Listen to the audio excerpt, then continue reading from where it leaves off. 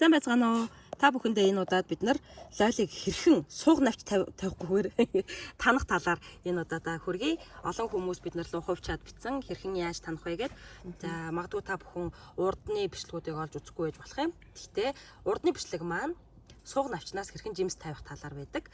А энэ удаад бид нар сууг навч тавих хамгийн энгийнээр өндөр маш хангалттай ургац авах боломжтойг тайлбарлаж өгье. За анзаарах юм бол бид нар цаана цагаан фон тавьсан. Илүү ялгагдах байх. Тийм. За бид нар ингээд хэдийгээр доороос нь таансан ч гэсэн ингээд доороос энийг ингээд эргүүлээд харуулбал энэ хараа хажуудлаасаа бүр ингээд өгсөн байгаа доороос. За тэгэнгүүт энэний яагаад ингэж үүсэж байгаа гэхээр нөгөө суулгах үедээ бид нар зүгээр жижигхэн байсан үед ингээ хуулаад авцсан.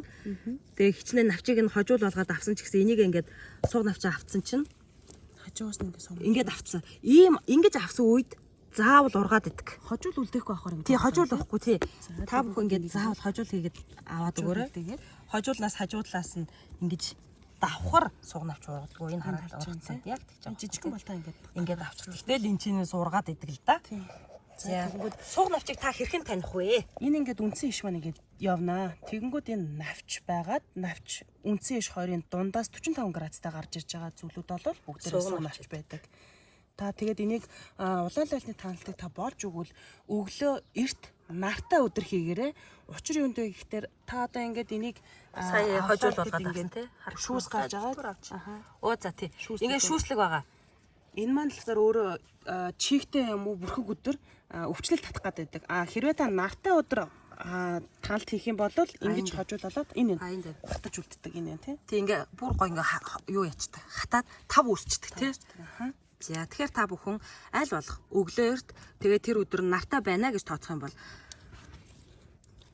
мөн нэгэн тарсных нөгөө нэг улаан лойлны услахыг болж өгвөл та бас өглөө эрт хийгээрээ. Тий орой болоод ирэхээр таргалах гэдэг өвчин байгаа. Тэрийг одоо дараа нэг тайлбарлая да. Манайд одоохондоо алга байна. Ишин бүдүүрээд те навчнууд нь зузаан том болоод идэг.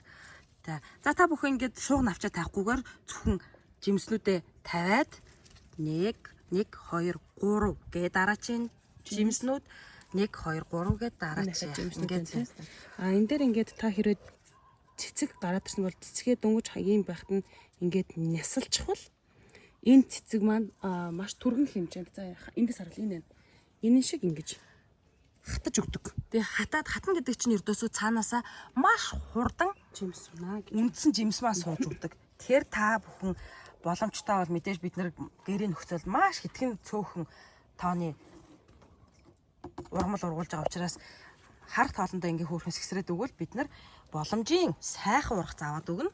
Та бүхэн харж байгаа бол эхнээсээ өнгөө хувиргаад эхэлсэн. Дээдлийнх нь ингээ бүтэн жимснүүдээ аваад ингээ явж байна. За та бүхэнд амжилт хүсье.